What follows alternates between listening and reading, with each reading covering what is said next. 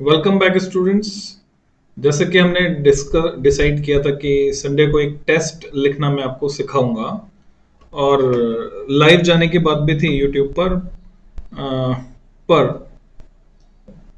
आप लोगों की तरफ से कोई रिस्पॉन्स ऐसा कुछ मिला नहीं मुझे कि हाँ कि कोई लाइव टेस्ट अटेम्प्ट करना चाहता है।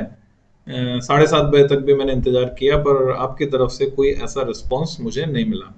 सो मैं वीडियो बनाकर डाल रहा हूँ बच्चों, टेस्ट कैसे अटेम्प्ट करना चाहिए। आप अपनी सुविधा से जब भी आपको समय हो तब देख लें इसको और अकॉर्डिंगली टेस्ट अटेम्प्ट करेंगे तो सब्जेक्टिव पैटर्न में मैक्सिमम मार्क्स आप बटोर पाएंगे।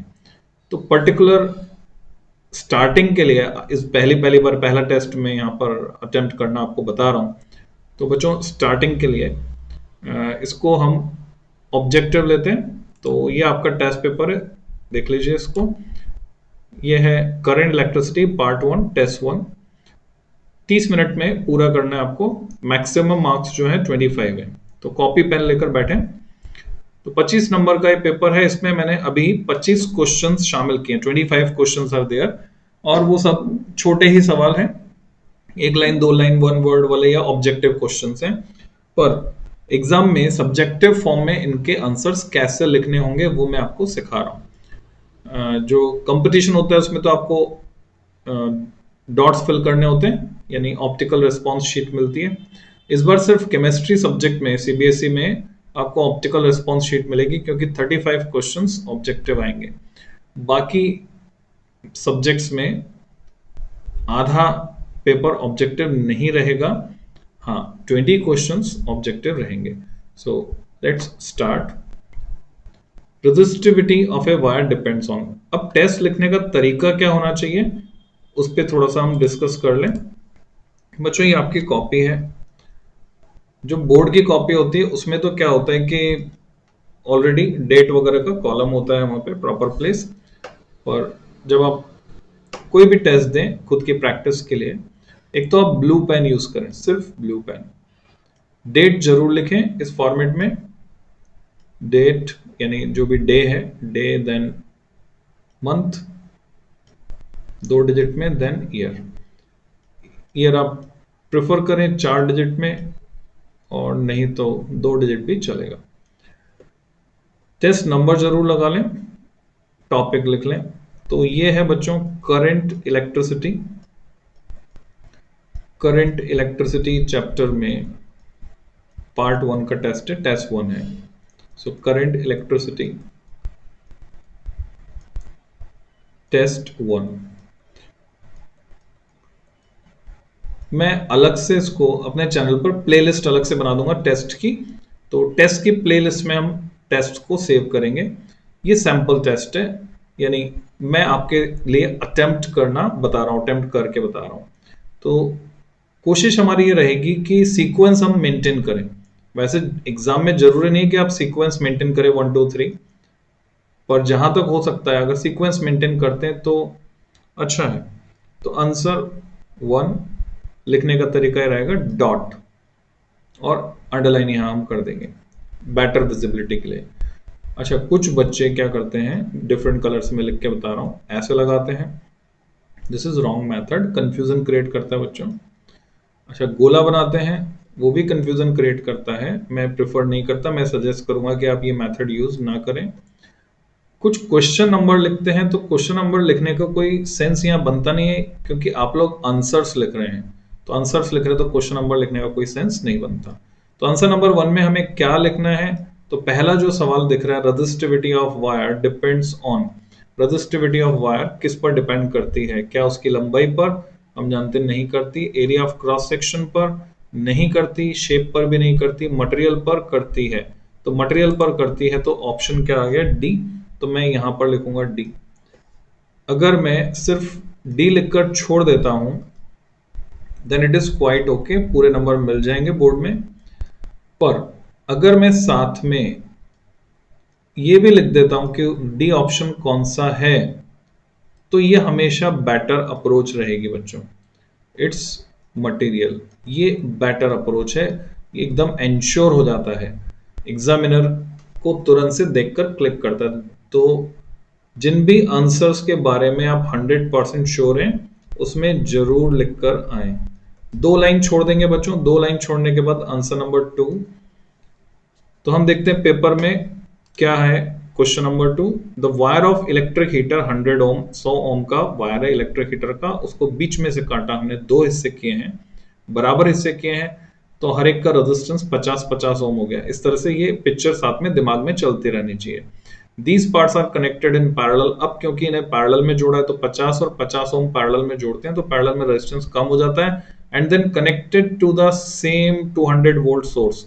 बच्चों ये 200 वोल्ट हालांकि यहाँ लिखा है but this data is dummy data. Dummy data यानी ये हमारे काम नहीं आने वाला है, ये आपको सिर्फ गुमराह कंफ्यूज करने के लिए दिया है।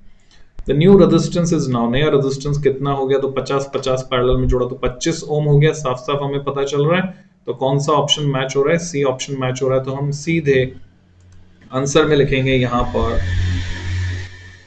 सी और वैल्यू भी लिख देंगे 25 ओम।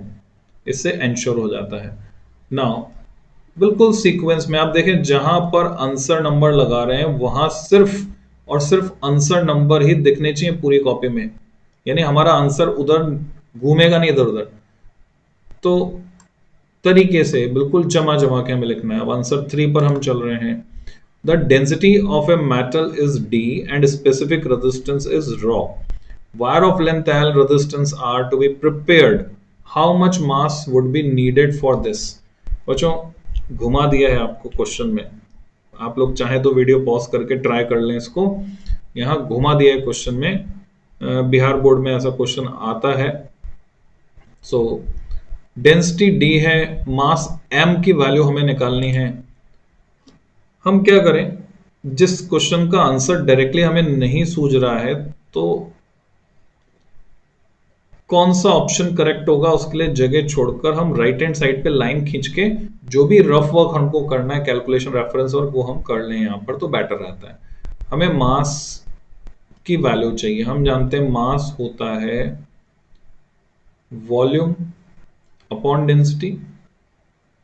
ठीक है बच्चों, सही लिखा है क्या मैंने? डेंसिटी होता है मास अपॉन वॉल्यूम, तो क्या मास वॉल्यूम अपॉन डेंसिटी होगा? तो चेक कैसे किया हमने, क्रॉस चेक किया इसको डेंसिटी लिखकर, क्योंकि मुझे डेंसिटी याद है कितना क्लोजली पैक्ड है, तो मैं उसी फॉर्मेट में लिखकर इसको कन्वर्ट करता हूं। डेंसिटी होती है मास अपॉन वॉल्यूम। तो मास क्या हुआ बच्चों, मास हुआ वॉल्यूम इनटू डेंसिटी। तो यहां से क्लियरिटी आ गई हमको कि पहले मैंने गलत लिखा था। तो मास वॉल्यूम इनटू डेंसिटी। अब वॉल्यूम क्या होता है, वॉल्यूम होता है एरिया इनटू लेंथ, क्योंकि सिलेंड्रिकल वायर हम मान के चल रहे हैं।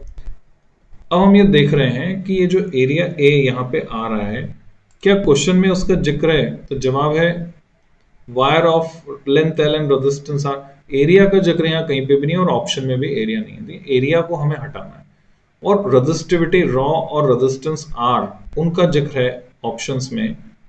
तो यहां पर हम क्या करें, एरिया की वैल्यू निकाल लें। तो हम एक और रिलेशन जानते हैं, आपको याद होगा, ये जो रेजिस्टेंस आर होता है बच्चों, ये होता है रॉ एल अपॉन ए। और यहां से ए की वैल्यू उठाकर मैं लिख सकता हूं ऊपर। तो ए क्या मिल रहा है मुझे, ए मिल रहा है रॉ एल अपॉन आर, और इसको मैंने यहां पर पुट कर दिया तो मुझे एम कितना मिल गया, ए की जगह मैंने लिखा rho L upon R into L into D. तो एल का स्क्वायर हो गया, तो बच्चों rho L square D upon R हो गया। Rho L square D upon R यहां पर बी ऑप्शन बन जाता अगर ये रॉ स्क्वायर नहीं होता। Rho L square D upon R पहला ऑप्शन बन रहा है बच्चों, rho L square D upon R. दोबारा से देखते हैं, rho L square D upon R. So option A is correct. This is option A, rho L square D upon R. तो इस तरह से अब फिर से हम 2 लाइन छोड़ देंगे। 2 लाइन छोड़ने के बाद उसी लाइन में बिल्कुल आंसर के नीचे, ठीक नीचे आंसर नंबर 4। तो क्वेश्चन नंबर 4 देखते हैं इसमें क्या पूछा गया है। कंडक्टिविटी ऑफ सेमीकंडक्टर्स, सेमीकंडक्टर्स की कंडक्टिविटी का क्या होता है। जो रजिस्टिविटी नहीं पूछी, कंडक्टिविटी। तो पहले से दिमाग में सोच लीजिए, फिर आंसर देखिए। हम जानते हैं सेमीकंडक्टर्स में टेम्परेचर बढ़ाते हैं तो आसान हो जाता है करंट का फ्लो होना, यानी सेमीकंडक्टर कंडक्टर की तरह बिहेव करने लगते हैं, तो कंडक्टिविटी बढ़ती है टेम्परेचर बढ़ाने पर। तो increases with increase in temperature, पहला ही ऑप्शन हमें सही मिल रहा है, तो हम उसी को चूज कर लेंगे। बाकी में टाइम वेस्ट नहीं करेंगे क्योंकि ऑल ऑफ द अबोव जैसी कोई सिचुएशन यहाँ पर नहीं है। तो increases with increase in temperature, ये सही ऑप्शन है। टेम्परेचर पर डिपेंड करती है, हमें पता है। सो ऑप्शन ए इज करेक्ट। अब आपको लगता है कि वो लैंग्वेज लंबी है, पूरा लिखना टाइम कंज्यूमिंग होगा, तो आप छोड़ सकते हैं, पर अगर आपके पास टाइम है तो जरूर लिख कर आए। Increases with increase in temperature. अब टेम्परेचर में आप चाहें तो TEMP डॉट लिख सकते हैं, रेफरेंस के हिसाब से टीचर को मीनिंग पता है कि TEMP डॉट क्या है, टेम्परेचर है। अच्छा, ये जो रफ वर्क किया था उसको एक सिंगल लाइन से आप काट सकते हैं, नहीं काटेंगे तो भी चलेगा, पर काट दे तो बेटर है। आंसर नंबर 5, वही 2 लाइन छोड़कर, और हम इसको अंडरलाइन कर देते हैं for clarity, better visibility. In parallel combination of resistances equivalent is, आपको चुनना है लेस और more than the smallest resistance present in the combination. तो इन दोनों में से सही शब्द क्या है वो अगर आप चुने, तो हम जानते हैं कि पैरेलल कॉम्बिनेशन में equivalent resistance is even less, और इसको हम अंडरलाइन कर देंगे। कम होता है किससे, सबसे छोटे वाले से भी कम होता है। Then answer number 6। तो जो 6th क्वेश्चन हमें यहां दिख रहा है वो है resistance of thermistor, fill in the blank दिख रहा है हमको। Resistance of thermistor dash with the rise in temperature. अगर आपने लास्ट लेक्चर अटेंड किया था बच्चों, ये लेक्चर पूरे पूरे देखना जरूरी है, बहुत काम की बातें छुपी, छोटी छोटी बातें छुपी होती है। थर्मिस्टर वो डिवाइस है जो टेम्परेचर को रिस्पॉन्ड करता है, जिसका रेजिस्टेंस टेम्परेचर को रिस्पॉन्ड टेम्परेचर के साथ चेंज होता है, और ये उल्टा चलता है रजिस्टर से, क्योंकि सेमीकंडक्टर से बना होता है इन जनरल। तो resistance of thermistor decreases with the rise in temperature, तो सही शब्द क्या आएगा, डिक्रीजेस, ब्लैंक में घटता है, डिक्रीजेस। अच्छा, कुछ बच्चे अगर इन्वर्टेड कॉमा लगा देते हैं देन इट्स ओके, पर अगर कुछ बच्चे ऐसे एरो लगाकर काम चलाना चाहते हैं एग्जाम में, then it is not valid. ये इसकी परमिशन आपको नहीं है। आपके नोट्स में आप एरो लगा सकते हैं, वहां कोई दिक्कत नहीं है, वो आपके समझने के लिए, पर एग्जाम में एरो लगाना परमिटेड नहीं है। Okay, next is answer 7। जैसा कि हमें क्वेश्चन में दिख रहा था, ये एक match the column type question था। Let's see the question. Part A है, पार्ट बी है, और हमें मैच कराना है। अंडरस्टूड है, मैंने लिखा नहीं यहाँ पर। इलेक्ट्रिक करंट, उसकी यूनिट क्या होगी। अब इसमें 2 ऑप्शन है, या तो आप ये पूरे लिखकर लाइन से मैच करा कर लिख दें, या फर्स्ट और उससे कौन सा मैच हो रहा है। तो इलेक्ट्रिक करंट से कौन सा मैच हो रहा है, इलेक्ट्रिक करंट की यूनिट है एम्पियर, तो फर्स्ट का सेकंड, ऐसे मैं लिखूंगा। ड्रिफ्ट वेलोसिटी को नापते हैं मीटर पर सेकंड में, तो सेकंड का थर्ड, फर्स्ट का सेकंड, सेकंड का थर्ड, लिखते चलते हैं हम। फर्स्ट का सेकंड क्लियरिटी के साथ, सेकंड का थर्ड, ऐसे थर्ड का क्या होगा, देन फोर्थ का क्या होगा। थर्ड और फोर्थ का अगर हम देखें, थर्ड है रेजिस्टेंस, रेजिस्टेंस को नापा जाएगा ओम में, तो रेजिस्टेंस का होगा ओम, यानी थर्ड का 7th। फोर्थ है स्पेसिफिक रेजिस्टेंस, स्पेसिफिक रेजिस्टेंस की यूनिट होती है ओम मीटर, तो थर्ड का 7th है और फोर्थ का है 6th। 3746 3746 देन 5 5 ही हैं। टेम्परेचर कॉफिशिएंट को नापते हैं हम पर डिग्री सेल्सियस में, तो 5 का आ गया 1 फर्स्ट। तो ये हमने मैच द कॉलम सॉल्व किया। नाउ फिर से 2 लाइन छोड़ देंगे हम। आंसर 8 बिल्कुल सीक्वेंस में चल रहे हैं, अच्छी बात है। हाँ, कोई सा नहीं आता तो उसका तरीका है कि उसके लिए एप्रोप्रिएट स्पेस छोड़कर फिर अगला कर लें, एक तरीका। और दूसरा तरीका हम उसे बाद में भी कर सकते हैं, पर प्रेफर करें एप्रोप्रिएट स्पेस छोड़कर उसको करने की। Right one example each of linear and non linear devices. Linear और नॉन लीनियर दोनों डिवाइसेस का एक एक एग्जांपल हमको लिखना है। तो लिख सकते हैं आप। लीनियर डिवाइसेस वो होते हैं जो ओमिक होते हैं, नॉन लीनियर कौन से होते हैं, जो नॉन ओमिक होते हैं। सो कैसे लिखना है एग्जांपल, बिल्कुल क्लैरिटी के साथ, ये वैलिड है। लीनियर तो याद कर लीजिए, लीनियर जिसके लिए ओम्स लॉ का graph VI graph straight line आता है, तो बच्चों वो है nichrome. Nichrome is linear device. Nichrome bracket में हम लिख सकते हैं हीटिंग एलिमेंट। नाइक्रोम के क्या बनते हैं, हीटिंग एलिमेंट। जब भी हमारे पास टाइम है तो हम डिटेल में जाना चाहेंगे, बेटर है बोर्ड में डिटेलिंग। लीनियर अगर टाइम है, टाइम नहीं है तो to the point. Non linear, अच्छा स्टेट बोर्ड में डिटेलिंग मस्ट है, स्पीड बढ़ानी होगी आपको। सीबीएसई में टू द पॉइंट चलेगा। नॉन लीनियर ये है पीएन जंक्शन डायोड, आपने पढ़ा था इसको।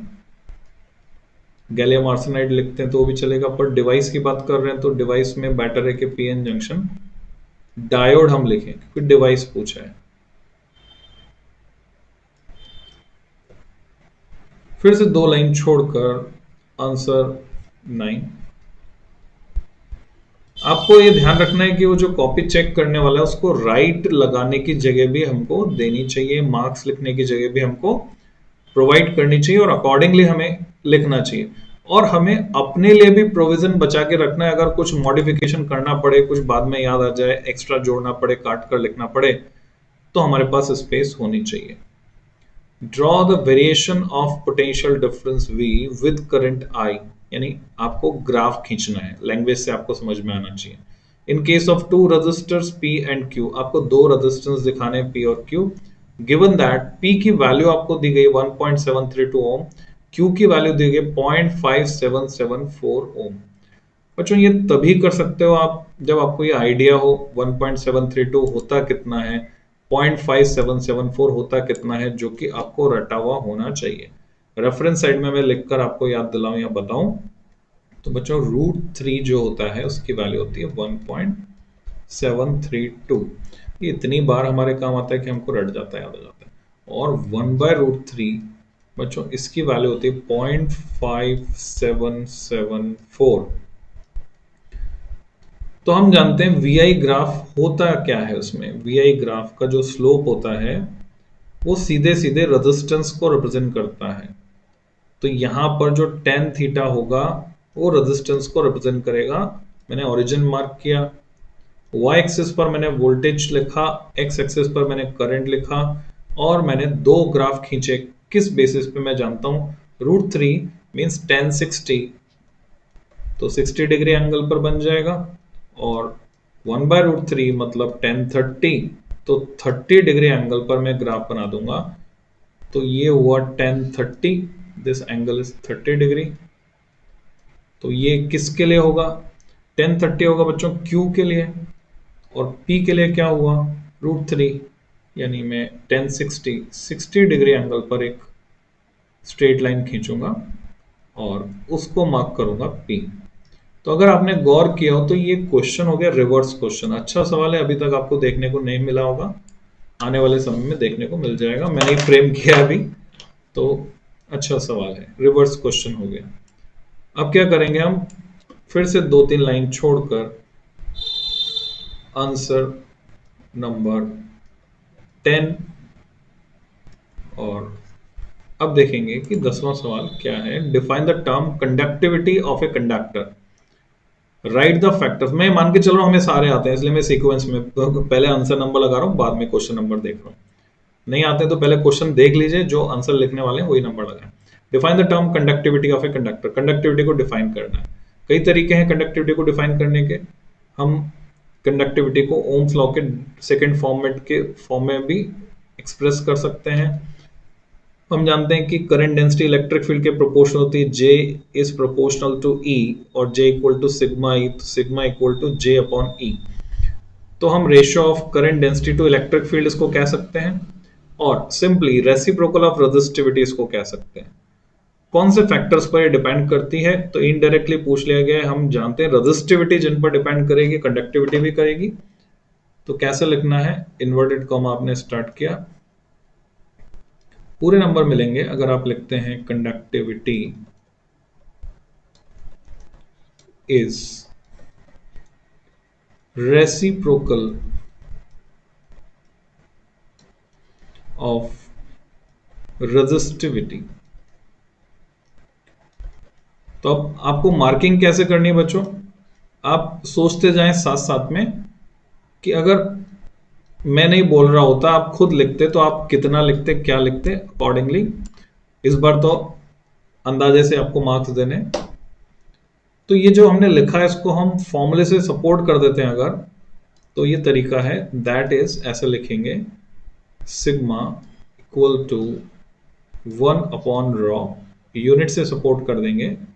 इसकी यूनिट ओम मीटर है, तो इसकी यूनिट हो गई ohm inverse into metre inverse. ये हाइफन भी बताता है, दोनों मल्टीप्लाई हो रहे हैं, ओम इनवर्स मीटर इनवर्स। किन किन फैक्टर्स पे डिपेंड करते हैं, देखो बच्चों, जब भी क्वेश्चन में 2 पार्ट होंगे तो दोनों पार्ट के आंसर्स के बीच में आपको थोड़ा सा गैप देना चाहिए, जैसे 1 लाइन का गैप मैंने यहां पर दिया, और फिर मैं लिखूंगा इट इज, बिल्कुल वही लिख दूंगा जो मैंने रेजिस्टिविटी के लिए सीखा है, क्योंकि उसका reciprocal it is material property, पदार्थ का गुण है, it is material property and depends on, तो ये मटेरियल तो इनबिल्ट हो गया इसमें, and depends on temperature and pressure, ऐसे मैं लिख सकता हूं, depends on temperature and pressure. जिन बच्चों को स्पीड स्लो लग रही है वो फास्ट करके देख सकते हैं, 1.5x पर YouTube में प्रोविजन होता है बच्चों कि आप वीडियो को तेज चला सकते हैं, और जिन बच्चों को सही लग रही है वो एंजॉय करें। नेक्स्ट क्वेश्चन नंबर 11 को आप सॉल्व करने जा रहे हैं, तो मैंने 2-3 लाइन छोड़कर उसी के नीचे आंसर्स के सीक्वेंस में लिखा आंसर 11। अच्छा, मान लीजिए पेज खत्म होने को आया और 2-3 लाइन ही बची है, तो फिर नया आंसर हम नए पेज से लिखेंगे हमेशा, 2-3 लाइन छोड़ सकते हैं एक्स्ट्रा। 11th है, define mobility of A charge carrier. Mobility की डेफिनेशन हमें लिखनी है। How it is related with relaxation time, relaxation time से उसका रिलेशन हमें लिखना नहीं, फॉर्मूले में लिख सकते हैं हम। तो आप जानते हैं मोबिलिटी को कैसे डिफाइन करते हैं, हमने लिखा मोबिलिटी, इसका सिंबल बनाया म्यू इज गिवन एज लिख सकते हैं, डिफाइंड एज लिख सकते हैं, गिवन एज। तो आपके माइंड में पिक्चर क्लियर है तो आपको डेफिनेशन याद रहेगी कि इलेक्ट्रिक फील्ड लगाने पर कोई चार्ज कैरियर मोबाइल होता है और ड्रिफ्ट वेलोसिटी एक्वायर करता है, given as the ratio of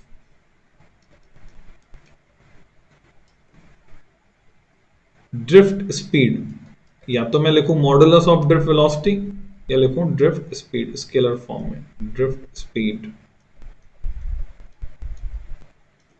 to the electric field applied. अब इलेक्ट्रिक फील्ड एग्जाम में भी मैं ऐसे लिख सकता हूं, there is no problem at all, E applied.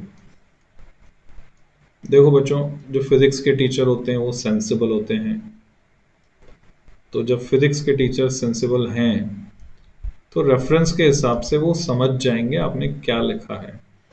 Electric field पूरा लैंग्वेज में लिखने की जरूरत नहीं है।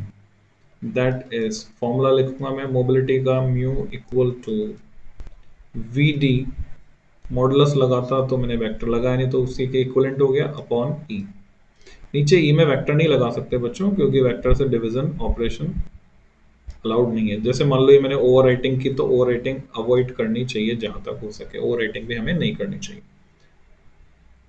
पूछा है आपसे दूसरा पार्ट, इसमें आपसे पूछा है कि right the factors on which it depends, sorry, how it is related with relaxation time.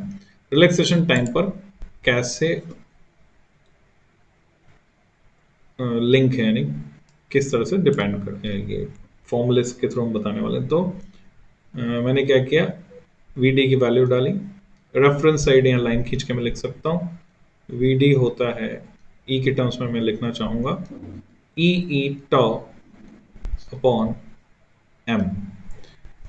मैंने वेक्टर फॉर्म यूज नहीं किया, वेक्टर फॉर्म यूज करता तो माइनस साइन यहाँ पे लगाता, तो ई से ई कट गया और मुझे क्या मिला, E by M times tau. E by M is constant, तो मैं जो फाइनल रिजल्ट है स्टार यहाँ पे मार्क कर रहा हूँ, हालांकि एग्जाम में स्टार मार्क नहीं करना है आपको, तो मैं हटा देता हूँ।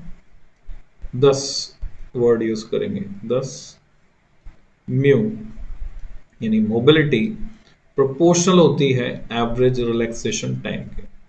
रिलैक्सेशन टाइम पर इस तरह से डिपेंड करती है, it is proportional. Then answer number 12,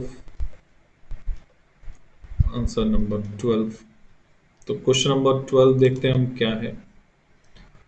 Two wires, one of copper, other of manganese, have same resistance and equal length. Resistance same है, लंबाई भी बराबर है। विच वायर इज थिक, कौन सा मोटा होगा। तो एक तो हम सेंस जो हमारे दिमाग में है, डेवलप हुआ है पढ़ाई के दौरान, उससे सोच के बता सकते हैं मैंगनीज एलॉय है। एलॉय तो इसकी रेजिस्टिविटी ज्यादा है, रेजिस्टिविटी ज्यादा है तो इसका रेजिस्टेंस भी ज्यादा होगा, रेजिस्टेंस ज्यादा है। और हम कह रहे हैं कि रेजिस्टेंस कॉपर के बराबर करना है लेंथ सेम रखते हुए, तो निश्चित रूप से मैंगनीज का तार मोटा लेना पड़ेगा। और जस्टिफाई जहां लिखा हुआ है कि वर्ड ये लिखा हुआ था justify, it means you have to give calculation in support, you have to write the related formula. सो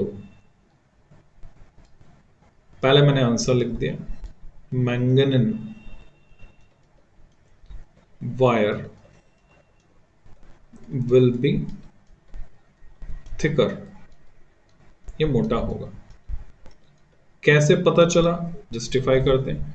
अच्छा, इसका कॉन्ट्रेरी क्वेश्चन भी आता है डिफरेंट सेट में, बोल देता है एरिया ऑफ क्रॉस सेक्शन बराबर तो लेंथ किसकी ज्यादा होगी, वो करके देखना आप अपने आप।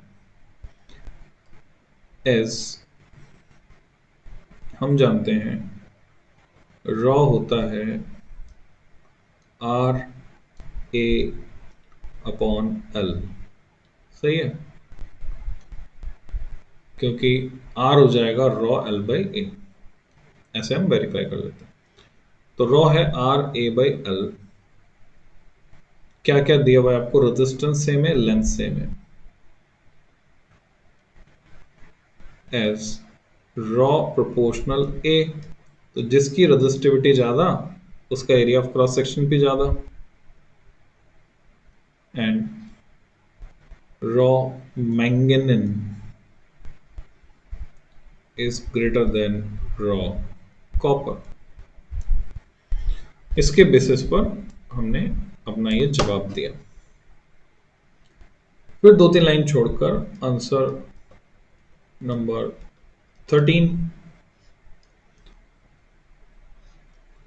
अंडरलाइन करने से अगर बेटर विजिबिलिटी आती है तो अंडरलाइन कर दें। अच्छा, कुछ बच्चे क्या करते हैं बच्चों, लाइनें बनी हुई है कॉपी में, फिर भी कुछ जगह तो एग्जाम में ब्लैंक पेपर मिलता है, वहां तो ठीक है, लाइनें नहीं है वहां तो ठीक है, लाइनें बनी हुई फिर भी लाइन को फॉलो करते हुए नहीं लिखते, टेढ़ा मेढ़ा कहीं पे कुछ भी लिखते हैं, ऐसा नहीं करना आपको, लाइन को फॉलो करना है। Define the term relaxation time in a conductor, also right order of magnitude for relaxation time. बच्चों कल डिस्कस किया था हमने लास्ट लेक्चर में, 10⁻⁻14 second. This is order of magnitude of relaxation time. Directly अगर आपको याद रहे तो अच्छा है। Define the term relaxation time, तो आप डिफाइन कर देंगे रिलैक्सेशन टाइम क्या है। रिलैक्सेशन टाइम लिखने का तरीका मैंने बता दिया बच्चों, ओरली मैं डिस्कस कर रहा हूँ, बाकी क्वेश्चन फैमिलियर है हम उससे। तो relaxation time it is the average of the time elapsed between successive collisions of an electron। Electron जो लगातार टकरे कर रहा है उसमें जो एवरेज है टाइम का उसको बोलते हैं relaxation time. Average relaxation time specially बोलते हैं। A wire is cut into half, what is the effect on its specific conductance? हम जानते हैं रेजिस्टेंस, स्पेसिफिक रेजिस्टेंस पे कोई फर्क नहीं पड़ेगा। स्पेसिफिक रेजिस्टेंस यानी रेजिस्टिविटी, स्पेसिफिक कंडक्टेंस यानी कंडक्टिविटी, तो इस पर भी कोई फर्क नहीं पड़ेगा, no effect. Bands in a rubber pipe reduce the flow of water through it. How would the bands in a wire affect its electric resistance? तो इसको हमने डिस्कस किया था बच्चों।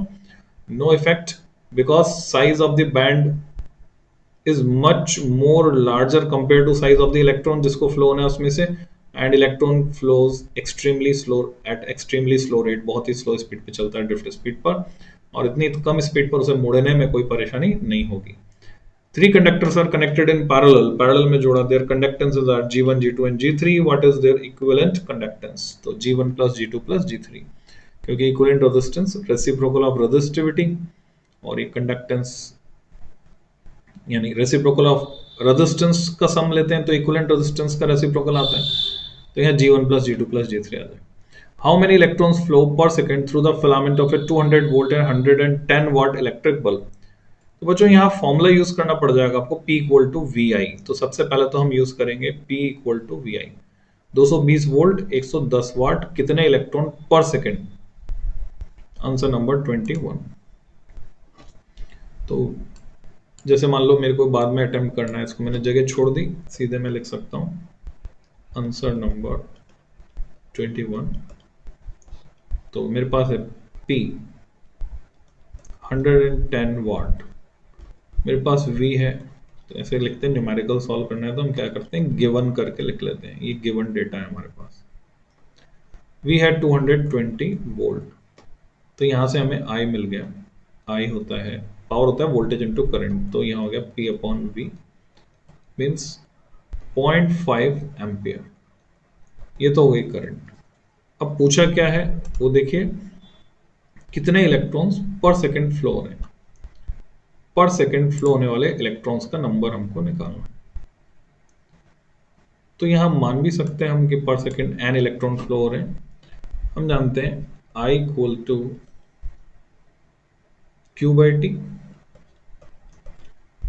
और अगर n electrons per second flow हो रहे हैं तो t इसमें इनबिल्ट हो गया, और मैं सीधे इसको E के बराबर लिख सकता हूं। Q को n इलेक्ट्रॉन्स पर सेकेंड, तो t इसमें इनबिल्ट हो गई, या तो ऐसे लिखें, नहीं तो ये समझें कि आपको n बाई टी निकालना है, number of electrons flowing per second. दोनों तरीके हैं, जैसे भी समझ के आप करना चाहें। तो I की वैल्यू है 0.5, अननोन है n बाई टी, और E की वैल्यू है 1.6 10⁻⁻19। अब अगर आपको याद हो कैलकुलेशन कैसे करनी है, n बाई टी की वैल्यू आ रही है हमारे पास 0.5 यानी हाफ, और ये डिनोमिनेटर में जाएगा दूसरी तरफ, यानी ये 1/e है, ऐसे भी लिख सकता हूं मैं इसको। 1/e की वैल्यू इलेक्ट्रोस्टैटिक्स में आपने तैयार की थी, 1/e 6.25 इंटू 10⁻18, अगर याद आ रहा हो तो। 100,000 करोड़ करोड़ इलेक्ट्रॉन ट्रांसफर होते हैं तब जाकर एक कूलम चार्ज ट्रांसफर होता है। Q equal to N use किया था हमने, डिवाइडेड बाय 2। अब 6.25 का आधा कितना होता है, 6 का आधा 3 होता है, 0.25 का आधा क्या होगा बच्चों, 3.125 इंटू 10⁻18 इलेक्ट्रॉन्स विल फ्लो पर सेकेंड। जो फाइनल आंसर आएगा उसको या तो हम डब्बा बना देंगे, ब्लॉक में बंद कर देंगे हाईलाइट करने के लिए कि एग्जामिनर का ध्यान सीधे इस पे जाए। तो कॉपी चेक करते वक्त ये जो डब दिख रहा है इसमें वैल्यू देखकर सीधा इस पे टिक लगाएगा वो, बीच की प्रोसेसिंग वो चेक नहीं करेगा। बीच की प्रोसेसिंग तब चेक करता है बच्चों जब फाइनल आंसर उसको मिसमैच होता हुआ मिलता है, यानी मैच नहीं होता, अलग मिलता है जो जैसा उसके पास है, तब बीच की प्रोसेसिंग चेक करता है, फिर फॉर्मूला लिखने के नंबर देता है वो। वैसे फॉर्मूले का कोई नंबर नहीं होता, पर अगर आगे का आपने गलत कर दिया तो फॉर्मूला लिखने का आधा नंबर आपको मिल जाता है बच्चों। Next question 22. As charge is conserved and current is the rate of flow of charge, the charge entering at one end per second of a conductor is equal to the charge leaving the other end per second. This in turn implies that for a given conductor, current does not change with change in its cross section. Conductor remains uncharged when current flows through it. Blanks आपको sequence में लिख देने. What will be the current due to revolution of a charge? Assume required data. मैं करवा चुका हूँ बच्चों आपको. आप देखें previous lectures. Current density is a vector while current is scalar. And 25th question, the substance used for making standard resistance coil should have standard resistance coil बना रहे हैं, रेजिस्टेंस चेंज नहीं होना चाहिए. अच्छा, रेजिस्टेंस बना रहे हैं तो रेजिस्टिविटी हाई होनी चाहिए, तो हाई रेजिस्टिविटी. अच्छा, रेजिस्टेंस चेंज कब नहीं होगा? जब negligible temperature coefficient of resistance होगा. So correct option is C, high resistivity and negligible temperature coefficient of resistance. तो बच्चों ये हमने पूरा पेपर अटेम्प्ट कर लिया. लास्ट में आप चाहे तो दी एंड लिख सकते हैं, उसको देखकर एग्जामिनर भी खुश होगा कि हाँ भाई कॉपी चेक हो गई, खत्म हो गया काम. आप भी खुश होंगे कि हमने काम खत्म कर लिया, और जिसमें सब खुश हो वो काम हमें करना चाहिए. So you can check from my website. Website पे जा सकते हैं बच्चों आप, physicsgyan.com इसका नाम है. वहां पे आपको रजिस्टर करना पड़ेगा, सब कुछ फ्री ऑफ कॉस्ट है. वहां आपको टेस्ट सीरीज में टेस्ट मिल जाएंगे अटेम्प्ट करने के. टेस्ट को अटेम्प्ट करके खुद से आप अपनी मार्किंग कर सकते हैं. फिर आप लोग इंटरेस्ट लेंगे तो हम ऑनलाइन टेस्ट अरेंज करेंगे. सो इस लेक्चर में इतना ही, फिर मिलते हैं कल से आगे का पार्ट पढ़ेंगे बच्चों. Happy learning. टेस्ट को लिखना आपने सीखा.